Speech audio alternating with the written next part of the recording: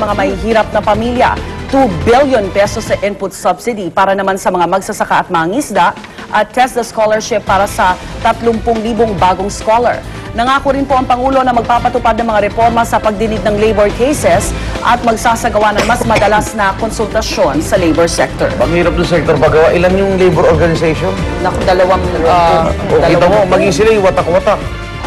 May nagpaprotesta. Yes, iba yun. Pag-meeting. May conservative labor sector, merong itong Aggressive? grupo, at sinasabi nga ni Maring Winnie Monson, pag sila yung manggagawa, ito'y kumakatawan lamang sa 51%. Pag pinag-uusapan natin aumento, 51% ng mga may trabaho, may kumpanya, may korporasyon.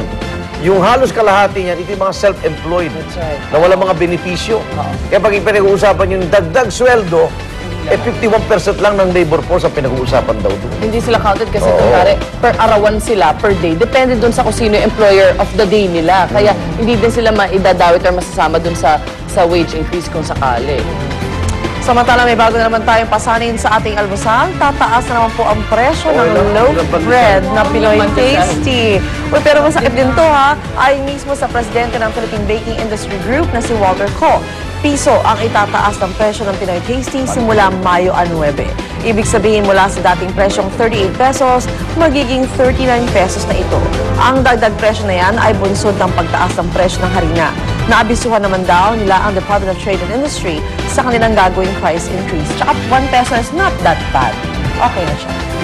Pag i-divided by, ilan ba yung slices niya? Pag divided by 5 cents sobrang lambot, diba? Hindi na kailangan i-toast. Sa walang pera, Gaganunin lang. malaki yan. Malaki rin. Isang text na yan. It could be worse, di ba? Huwag na mag-forward ng message kasi din. It could be worse. Pwede maging 5 pesos. Oh, pwede rin. Piso is good na. Bawas bisyo. At samantala ngayong araw na nakatagtang ipamahagi ang mga smart card para sa mga tsoper ng jeep bilang bahagi ng Pantawid Pasada program ng gobyerno. Sa grandstand ng Camp Crame, ang inisyal na distribution area para sa smart cards. 3,000 smart cards lamang ipamamahagi ngayong araw at para lang ito sa mga jeepney driver na nagkakalaga ng 1,050 pesos na discount bawat isa. Nasabihan na rin daw mga transport groups tungkol sa initial list ng mga pangalan ng mga driver na mabibigyan ngayong araw. Tatapusin muna ang distribution sa Metro Manila kung saan may 60,000 jeepney drivers batay sa listahan ng LTO. Saka na lamang isusunod ang Visayas at Mindanao sa ikatlong linggo ng Mayo.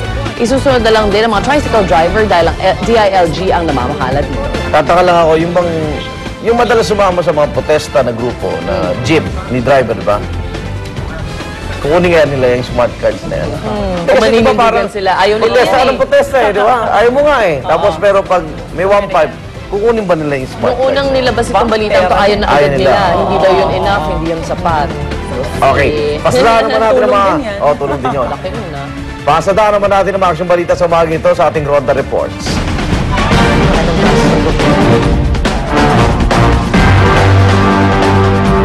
Okay, Double B, Bugbog Bayan. Yan po ang napalan, tatlong hinihinala pa lang, na hold-upper.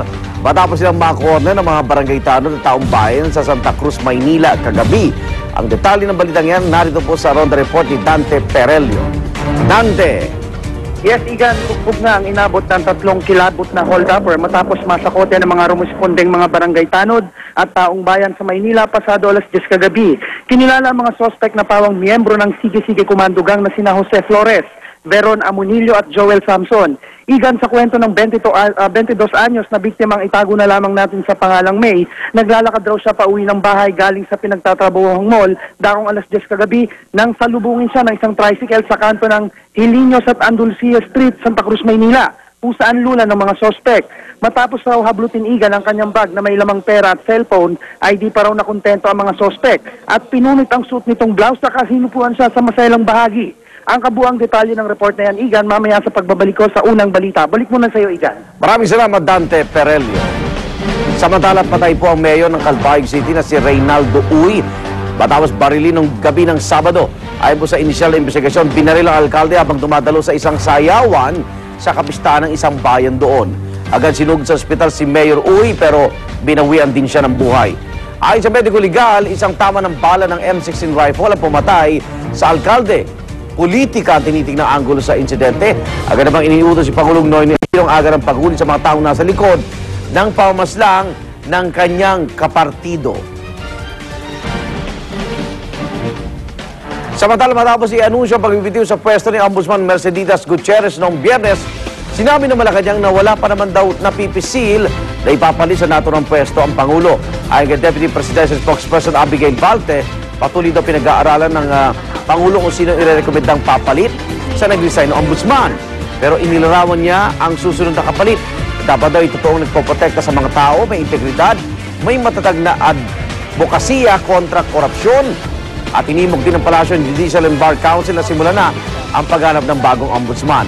Ayon pa sa Malacanang, ginawa raw ni Gutierrez sa pagbitiw sa pwesto ay para mailayo ang bansa sa mahaba at mapait na proseso ng impeachment. Maging ang Pangulo raw, kinagulat ang desisyon ni Gutierrez na mag-resign ilang araw bago nakatakdang pagsimula ng impeachment proceedings.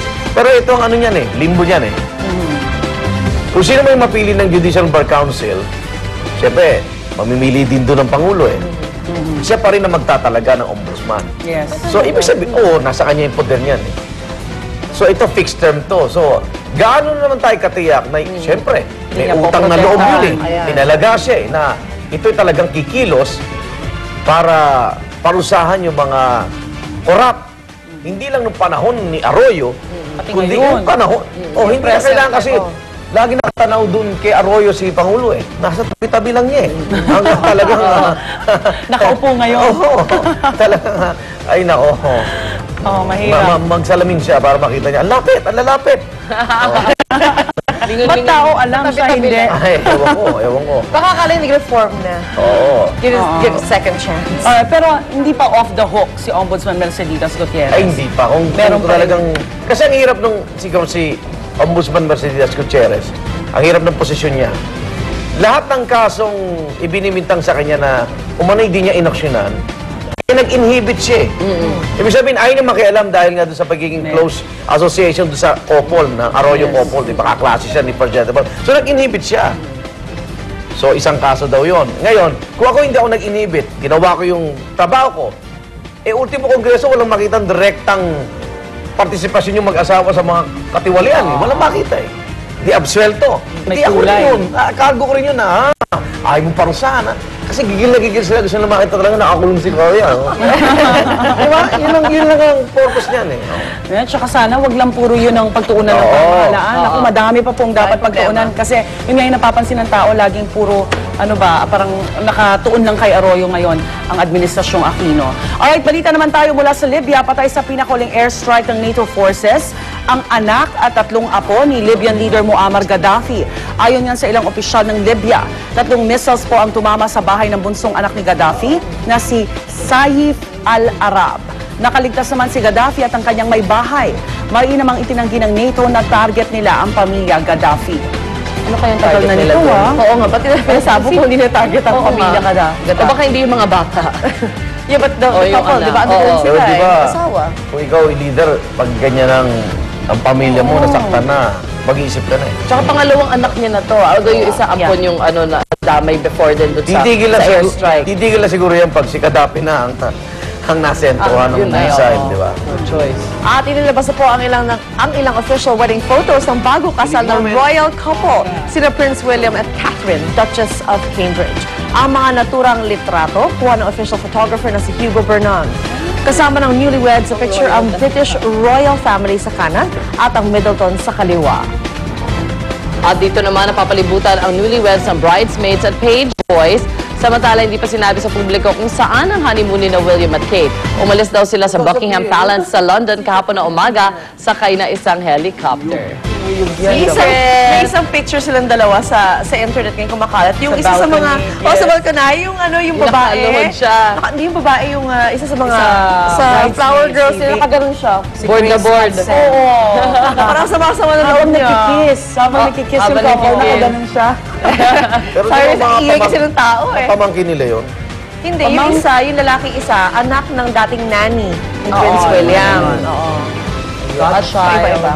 Congratulations sa lahat po ng mga kapuso natin dahil ang GMA7 at ang #1 na pinanood ng wedding at ang News TV ang